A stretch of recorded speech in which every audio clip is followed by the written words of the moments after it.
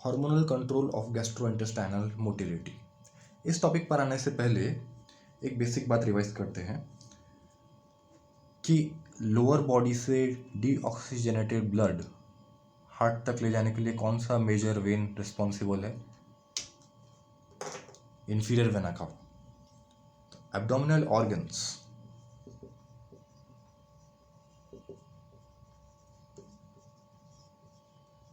भी lower body में ही आते हैं, तो एब्डोमिनल ऑर्गन्स से जो ब्लड ड्रेन होगा वो भी इंफीरियर वेना कावा से ही होगा।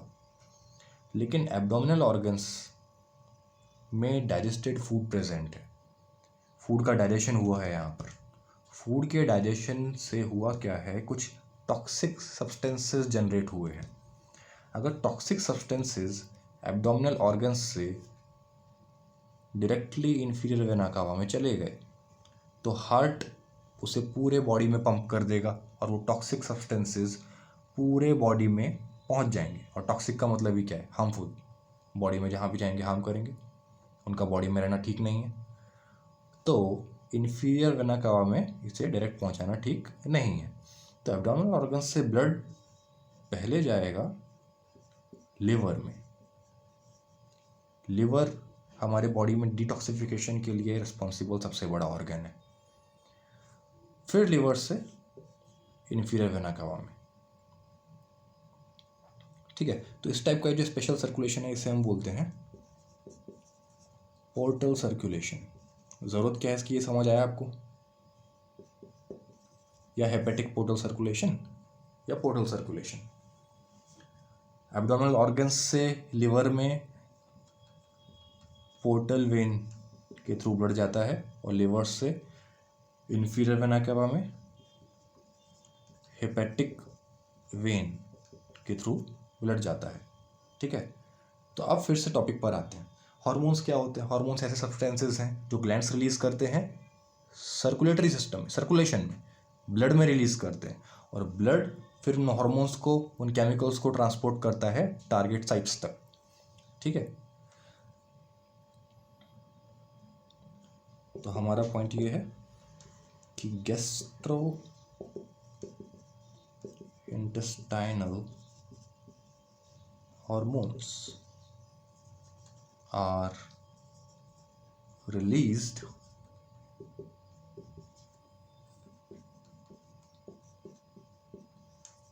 into the portal circulation. Portal circulation क्या है, समझ आ गया? ठीक है, फिर पोर्टल सर्कुलेशन में पहुंच गया तो फिर ब्लड उसे जो भी टारगेट साइल्स हैं वहां तक ले जाएगा। ठीक है, अब हम पढ़ेंगे हार्मोन्स।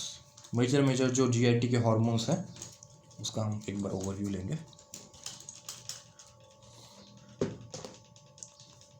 ये हार्मोन्स रिलीज कहाँ कहाँ से हो सकते हैं? स्टमक से होते हैं,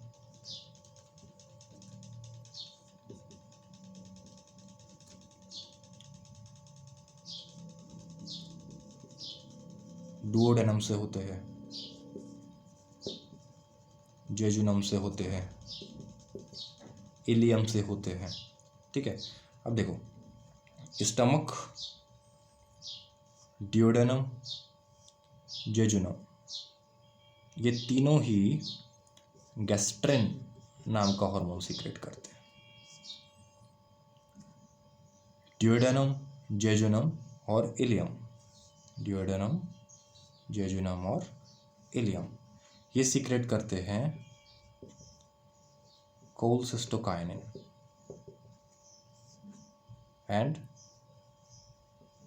secretin.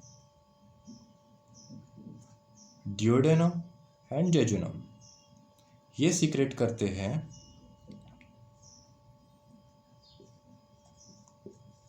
Gastric inhibitory peptides and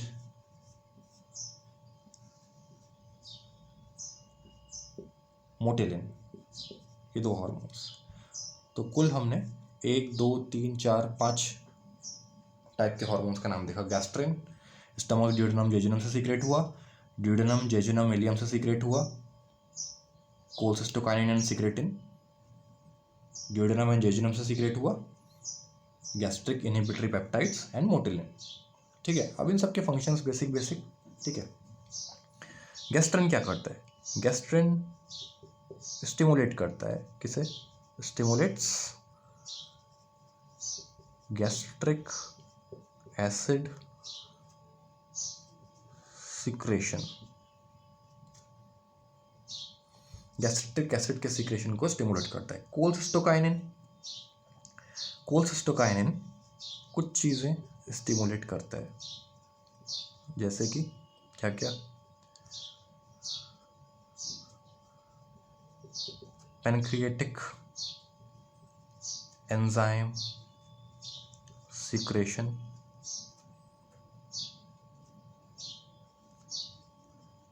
pancreatic bicarbonate secretion.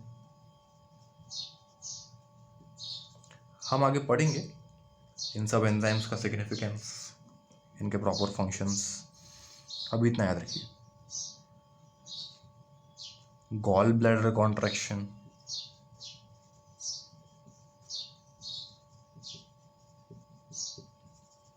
ये चीज़ें कोलसिस्टोकाइनिन स्टिमुलेट करता है।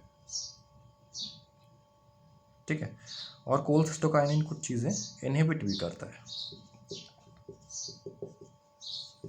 इनहिबिटरी इफेक्ट्स क्या क्या हैं इसके? इनहिबिटरी इफेक्ट है किस पर इसका? गैस्ट्रिक एम्प्टिंग पर।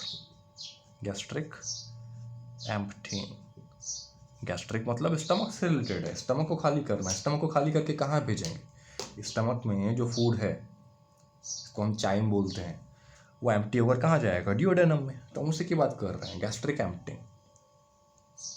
तो गैस्ट्रिक एम्प्टिंग मतलब है स्टमक का स्फिंक्टर ओपन होगा और ड्यूडेनम में फूड पास होगा, उसको हम बोलते हैं गैस्ट्रिक एम्प्टिंग। तो उसको इनहिबिट करता है कौन? कोलसिस्टोकाइनिन। ठीक है, देख लिया। तो अब हम सिक्रेटिन की बात करेंगे। ठीक है, अब हम बात करेंगे secretin.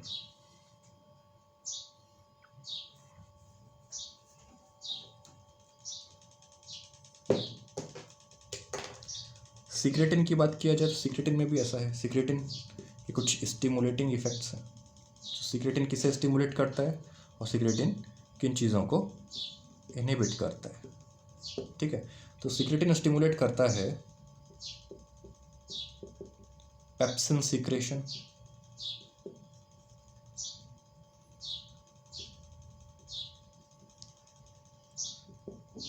Pancreatic bicarbonate secretion,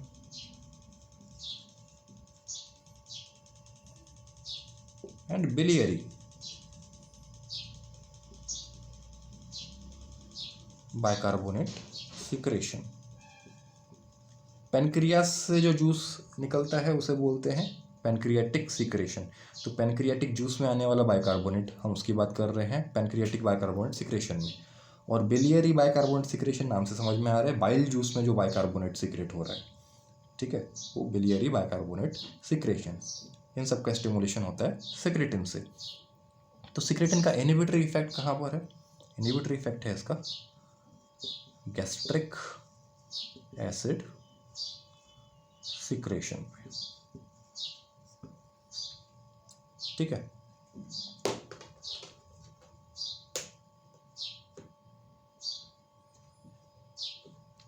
note कर लिया? तो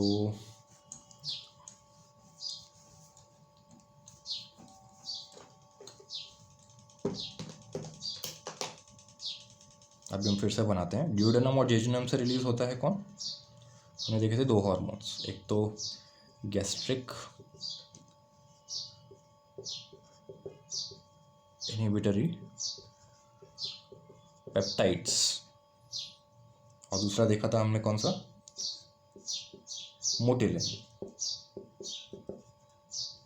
तो gastric inhibitory peptides, gastric inhibitory peptides stimulate करते हैं इंसुलिन रिलीज को और इनहिबिट करते हैं गैस्ट्रिक एसिड सिक्रेशन को। इंसुलिन पता है ना आपको, पैंक्रियास का हार्मोन है, ठीक है। मोटिलिन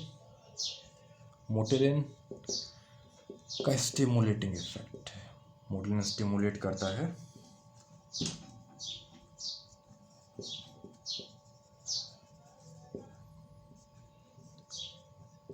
नाम में ही समझ आ रहा है, मोटिलिन मोटिलिटी स्टिमुलेट करेगा, तो gastric motility and intestinal motility, बस इतना याद रखिए।